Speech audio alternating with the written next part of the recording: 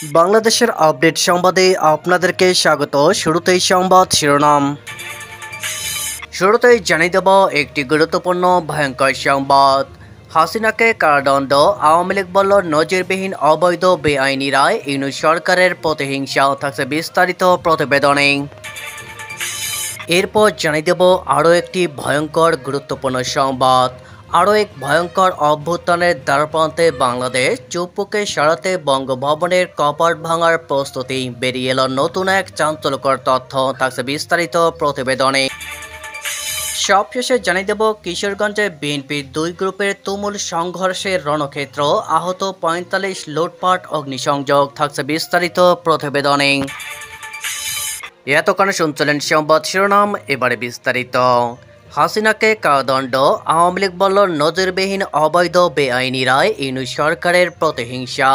বাংলাদেশ আওয়ামী লীগ হাসিনাকে ৬ মাসের কারাদণ্ড দেওয়ার রায়কে মিথ্যা ও প্রহসনমূলক বলল। দলের বক্তব্য, তারা এই রায়ের প্রতিবাদ ও ঘৃণা জানাচ্ছে।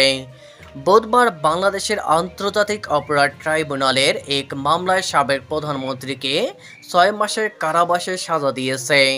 গত বছর হাসিনা সরকারের পতনের পর এই প্রথম কোনো মামলার সাজা ঘোষণা করা হলো। হাসিনার দলের বক্তব্য, ওই মিথ্যা ও প্রহসনমূলক মামলার আইন ও ন্যায় বিচারের সকল রীতিনীতি ও নজির লঙ্ঘন করা হয়েছে। অবৈধ ও অসাংবিধানিক তথাকথিত অন্তর্বর্তী জঙ্গি সরকার কর্তৃক গঠিত ট্রাইব্যুনাল একতরফাভাবে ১ মাসেরও কম সময়ের মধ্যে এই অবৈধ ও বেআইনি কারাদণ্ড দেয়। বাংলাদেশের ইতিহাসে আদালত অঙ্গনে এ ধরনের জঘন্য ঘটনা আর ঘটেনি। বাংলাদেশ আওয়ামী লীগ বলছে, খুনি ইউনূসের জঙ্গি গোষ্ঠীর দেশে আইনের শাসন ও ন্যায় বিচার ভুলণ্ঠিত করছে। দেশের বিচারের নামে যে প্রহসন ও বিচারিক সন্ত্রাস চলছে, এই ঘটনা পুরনো ক্যাঙ্গারু কোর্ট মডেলকেও হার মানিয়েছে। প্রসঙ্গত, হাসিনার বিরুদ্ধে কথিত টেলিফোন কথোপকথনের একটি মন্তব্য উল্লেখ করে ৩০ এপ্রিল ট্রাইব্যুনালের আদালত অবমাননার অভিযোগ দায়ের করে। ট্রাইব্যুনাল কোন ধরনের আত্মপক্ষ সমর্থনের সুযোগ না দিয়ে একতরফাভাবে এই অভিযোগ গ্রহণ করে। প্রধানমন্ত্রী শেখ হাসিনার পক্ষে তার নিযুক্ত কোনো আইনজীবীর বক্তব্য তারা শোনেননি এবং শোনার সুযোগও দেয়নি, বরং বিদেশে অবস্থানরত শেখ হাসিনাকে প্রহসনমূলকভাবে ২৫ মে ট্রাইব্যুনালে হাজির হওয়ার নির্দেশ দেন। আর বুধবার তাকে কোনো ধরনের আত্মপক্ষ সমর্থনের সুযোগ না দিয়ে বিনা শুনানিতে ৬ মাসের কারাদণ্ড দিয়েছে। বাংলাদেশের ক্রিমিনাল জাস্টিস সিস্টেমের যে কোনো ফৌজদারি মামলার অপরাধ শতভাগ প্রমাণিত না হলে দোষী সাব্যস্ত করা যায় না। দেশের অপরাধ আইনে সবচেয়ে গুরুত্বপূর্ণ বিধান হচ্ছে, সন্দেহের যে কোনো যুক্তিসঙ্গত ছায়ার বাইরে অপরাধ প্রমাণ করতে হয়। এছাড়া ট্রাইব্যুনাল আইনের যে বিধানের উল্লেখ করে এই দণ্ড দেওয়া হয়েছে, প্রধানমন্ত্রী শেখ হাসিনা কোনোভাবেই এই বিধান লঙ্ঘন করেননি। আওয়ামী লীগ বলছে, বাংলাদেশ আওয়ামী লীগ মনে করে, বর্তমানে দেশের সর্বত্র মব সন্ত্রাসের যে দৌরাত্ম্য চলছে, তারই অংশ হিসেবে খুনি ইউনূসের জঙ্গি গোষ্ঠীর নির্দেশে একইভাবে দেশে বিচারিক সন্ত্রাস ও প্রহসন চলছে। এরই ধারাবাহিকতায় আজ বঙ্গবন্ধু কন্যা প্রধানমন্ত্রী শেখ হাসিনাকে প্রহসনমূলকভাবে ১ মাসেরও কম সময়ের মধ্যে একতরফাভাবে ৬ মাসের কারাদণ্ড দিয়েছে। আমরা মনে করি, খুনি ইউনূসের এই জঙ্গি অন্তর্বর্তী সরকার দেশকে ক্রমাগত ধ্বংসের দিকে ঠেলে দিচ্ছে। এই ধ্বংসলীলার বিরুদ্ধে জনগণ ফুঁসে উঠেছে। দেশের সকল বিবেকমান মানুষের কাছে আমাদের আহ্বান, এই অন্যায়, অবিচার এবং আইনের শাসন ও বিচার ব্যবস্থা ধ্বংসের বিরুদ্ধে আপনারা সোচ্চার হন। পাশাপাশি বিশ্ব বিবেকের কাছেও আমাদের একই আহ্বান। আমাদের বিশ্বাস, দেশের জনগণ এই ধ্বংসযজ্ঞের বিরুদ্ধে রুখে দাঁড়াবার প্রস্তুতি নিচ্ছে। দেশের জনগণকে নিয়ে আমরা দেশ ধ্বংসকারী এই খুনি চক্র জঙ্গি গোষ্ঠীকে প্রতিহত করব। আরও এক ভয়ঙ্কর অভ্যুত্থানের দ্বারপ্রান্তে বাংলাদেশ, চুপ্পুকে সরাতে বঙ্গভবনের কপাট ভাঙার প্রস্তুতি। বেরিয়ে এলো নতুন এক চাঞ্চল্যকর তথ্য। ৫ আগস্ট ২০২৪ অভ্যুত্থানের মুখে দেশ ছাড়তে বাধ্য হন শেখ হাসিনা।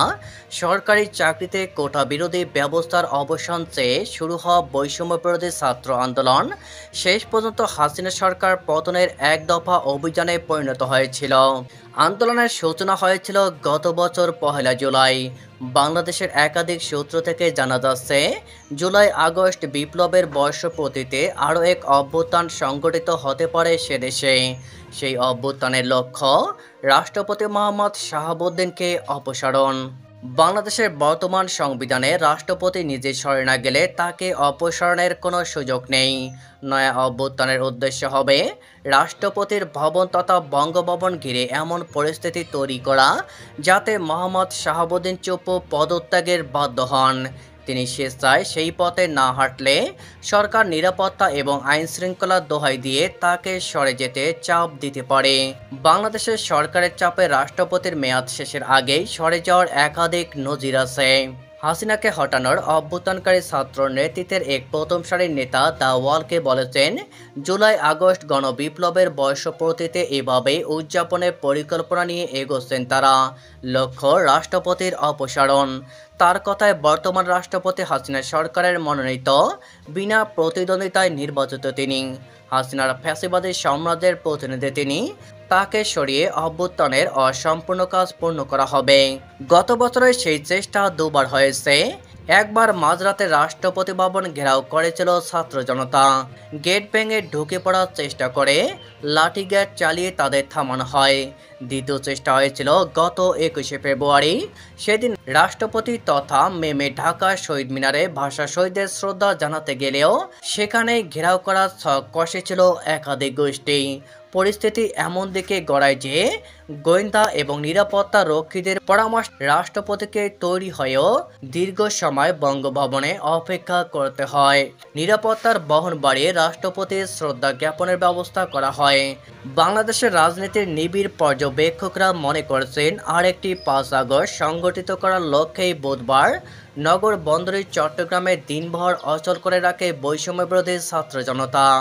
এক রাজনৈতিক বিশ্লেষক চট্টগ্রামের ঘটনাকে তাওয়া গরম বলে উল্লেখ করে বলেন, বৈষম্যবিরোধী ছাত্র আন্দোলন এবং জাতীয় নাগরিক পার্টিকে সক্রিয় করতেই চট্টগ্রামের ছাত্র জনতার গা গরমের রাস্তা অবরোধের কর্মসূচি নেওয়া হয়েছিল। বঙ্গভবন ঘেরাওয়ের আগে এই ধরনের অবরোধ আন্দোলন আরও হবে বলে মনে করা হচ্ছে। পাশাপাশি একই লক্ষ্যে বুধবার বিনা নোটিশে তড়িঘড়ি বাংলাদেশ অপরাধ ট্রাইব্যুনাল শেখ হাসিনার বিরুদ্ধে আদালত অবমাননার মামলায় 6 মাসের কারাবাসের সাজা ঘোষণা করেছে। মনে করেছে ওয়াকিবহাল মহল, হাসিনা সরকারের পতনের বর্ষপূর্তির আগেই সাবেক প্রধানমন্ত্রীর বিরুদ্ধে সাজা ঘোষণা করে ছাত্র জনতাকে জাগানোর চেষ্টা হলো বলে মনে করছে রাজনৈতিক মহল। আওয়ামী লীগ আদালতের রায়কে অবৈধ বেআইনি বলে মন্তব্য করেছে। আরও এক অভ্যুত্থানের সম্ভাবনা প্রকট হয়ে উঠেছে জুলাই ঘোষণাকে কেন্দ্র করে। জুলাই মাসে ছাত্র জনতার দাবি মতো জুলাই ঘোষণাপত্র জারি করার কথা ইউনূস সরকারের, কিন্তু মঙ্গলবার জাতীয় নাগরিক পার্টির আহ্বায়ক নাহিদ ইসলাম ঘোষণা করেছেন সরকার নয়, তারাই জুলাই ঘোষণাপত্র জারি করবেন। তাতে বর্তমান সংবিধান বাতিল এবং গণপরিষদের নির্বাচনের কথা বলা হবে। ঘটনা হলো, চালু সংবিধান বাতিল হলে চুপ্পুর রাষ্ট্রপতি থাকা কঠিন। একইভাবে অন্তর্বর্তী সরকারকেও পুনর্গঠন করতে হবে। বুধবার দ্য ওয়ালকে দেওয়া এক সাক্ষাৎকারে বাংলাদেশের বিশিষ্ট কবি, প্রাবন্ধিক, চিন্তক তথা হাসিনা সরকারের পতনের কারিগরদের মুখ্য পরামর্শদাতা ফরহাদ মজুমদার বলেন, 5 আগস্টের অভ্যুত্থানের লক্ষ্য শুধু কোটা ব্যবস্থার অবসান ছিল না, সামগ্রিক ব্যবস্থার পরিবর্তন চেয়েছিল মানুষ। বর্তমান সংবিধান এবং সেটির আধারে তৈরি পদ ও প্রতিষ্ঠান বহাল রেখে ব্যবস্থা বদল সম্ভব নয়, অসম্ভব ফ্যাসিবাদের অবসানও। তার কথায় আগামী দিনগুলিতে রাজনীতি কোন খাতে বইবে বলা কঠিন। অনেক কিছুই হতে পারে যা ভাবা হয়নি। চাপের মুখে চুপ্পু সরে গেলে পরবর্তী রাষ্ট্রপতি কে হতে পারেন? নতুন করে কোনো সরকার গঠিত হবে কি? এসব প্রশ্নের সামনে আসতে শুরু করেছে। এক ছাত্রনেতার কথায় দুটি ভিন্ন বিষয়। পরিস্থিতি অনুযায়ী সিদ্ধান্ত হবে। গত বছর 3 আগস্ট হাসিনা সরকারের পতনের ডাক দেওয়ার সময় পরবর্তী সরকারের চিত্র আকার নিয়ে ভাবা হয়নি। প্রসঙ্গত, হাসিনার সরকারের পতনের সময় বাংলাদেশের তত্ত্বাবধায়ক সরকারের কোনো বিধান ছিল না। শেখ হাসিনার সরকার সংবিধান থেকে তত্ত্বাবধায়ক সরকার বিধান বাতিল করে দিয়েছিল। যদিও আওয়ামী লীগ সহ বিরোধী দলগুলির লাগাতার আন্দোলনের মুখে বিএনপি পরিচালিত খালেদা জিয়ার সরকার নির্বাচনকালীন তত্ত্বাবধায়ক সরকার বিধান সংবিধানে যুক্ত করেছিল। আদালতের রায়ে সেই সরকারের বিধান বাতিল হওয়া সুপ্রিম কোর্টের পরামর্শে মোহাম্মদ ইউনূসের নেতৃত্বে অন্তর্বর্তী সরকার গড়তে হয়। ঘটনাচক্রের বুধবার বাংলাদেশে ঐক্যমত্য কমিশনের বৈঠকে সব দল তত্ত্বাবধায়ক সরকারি বিধান ফেরানোর প্রস্তাবে সহমত হবে বলে কমিশনের ভাইস চেয়ারম্যান আলী রিয়াজ জানিয়েছেন। ফলে পরবর্তী জাতীয় সরকার গঠনের আগে তত্ত্বাবধায়ক সরকার ফিরিয়ে এনে বিএনপি তাদের রাজনৈতিক ভয় হাসিল করার চেষ্টা করতে পারে। হাসিনার সময়ে নির্বাচনকালীন তত্ত্বাবধায়ক সরকারের অধীনে নির্বাচনের দাবি ছিল খালেদা জিয়ার পার্টির প্রধান ইস্যু। ইউনূস সরকারের বিগত সারের সরকার নিয়ে দুটি বিষয় সামনে এসেছে। এক, হাইকোর্টের রায়ে নির্বাচনকালীন তত্ত্বাবধায়ক সরকারের বিধান আবার সংবিধানে ফেরানোর সুযোগ এসেছে। দুই, অন্তর্বর্তীকালীন সরকার গঠনের সুপ্রিম কোর্টের পরামর্শমূলক নোটে তৎকালীন প্রধান বিচারপতি সই করেছিল কিনা তা নিয়ে সংশয় দেখা দিয়েছে। ফলে আগামী সংসদ নির্বাচনের আগে অন্তর্বর্তী সরকারের পরিবর্তে নতুন একটি সরকার গঠন জরুরি হয়ে পড়েছে বলে সংশ্লিষ্ট মহল মনে করছে। সেক্ষেত্রে বিএনপি আস্থাভাজন কাউকে প্রধান উপদেষ্টা করে নির্বাচনকালীন তত্ত্বাবধায়ক সরকার গড়ার সুযোগ নিতে পারে। সেক্ষেত্রে মোহাম্মদ ইউনূস হয়ে যেতে পারেন মনোনীত রাষ্ট্রপতি।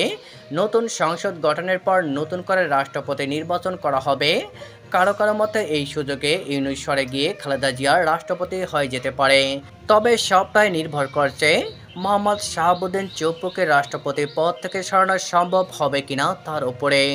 চুপ্পুকে সরাতে ছাত্র জনতার আন্দোলনকে সরকার তথা সেনাবাহিনী কতদূর এগোতে দেবে তার উপর পরবর্তী অধ্যায় নির্ভর করছে। একাধিক সূত্র জানাচ্ছে রাষ্ট্রপতির গদি বাজাতে সেনাপ্রধান আগের মতো আর বাধা হবেন না বলেই মনে করা হচ্ছে। সেনাপ্রধান ওয়াকারুজ্জামান হম্বিতম্বি করিয়ে সরকারের সঙ্গে বোঝাপড়া করে নিয়েছে বলে মনে করা হচ্ছে। আগের মতো অন্তর্বর্তীমূলক নির্বাচনের কথা মুখে শোনা যাচ্ছে না। মব তৈরি করে হত্যা, মারধর, ভাঙচুরের ঘটনা ফিরে এলো, সেনাপ্রধান চুপ। জানা যাচ্ছে মোহাম্মদ ইউনূসের পাশাপাশি সেনাপ্রধান ওয়াকারও বিএনপি চেয়ারপারসন খালেদা জিয়ার আস্থাভাজনের তালিকায় নাম তুলে নিয়েছেন। ফলে রাষ্ট্রপতি সরে গেলে সেনাপ্রধানের গদি যাওয়ার আশঙ্কা থেকে মুক্ত ওয়াকারুজ্জামান। কিশোরগঞ্জে বিএনপির দুই গ্রুপের মধ্যে তুমুল সংঘর্ষের রণক্ষেত্র, আহত ৪৫, লুটপাট, অগ্নিসংযোগ। কিশোরগঞ্জের হাওয়া উপজেলা অষ্টগ্রামে বিএনপির দুই গ্রুপের মধ্যে তুমুল সংঘর্ষের ঘটনা ঘটেছে। এতে অন্তত ৪৫ জন আহত হয়েছেন। এ সময় ভাঙচুর, লুটপাট ও অগ্নিসংযোগের ঘটনা ঘটেছে। মঙ্গলবার ১ জুলাই সকালে উপজেলার খায়েরপুর আবদুল্লাপুর ইউনিয়নের আবদুল্লাপুর গ্রামে এই সংঘর্ষের ঘটনা ঘটেছে। স্থানীয় ও পুলিশ সূত্রে জানা যায়, দীর্ঘদিন ধরে ইউনিয়ন বিএনপির সভাপতি কামাল পাশা ও কিশোরগঞ্জ জেলা স্বেচ্ছাসেবক দলের যুগ্ম আহ্বায়ক ফরহাদ আহমেদের মধ্যে পারিবারিক ও রাজনৈতিক বিরোধ চলছিল। সেই বিরোধের জেরে মঙ্গলবার সকালে কামাল পাশা পক্ষের লোকজন ফরহাদ আহমেদের বাড়ি বাগাবাড়িতে অতর্কিত হামলা চালায়। এতে দুই গ্রুপের মধ্যে ধাওয়া পাল্টা ধাওয়া ও সংঘর্ষ শুরু হয়।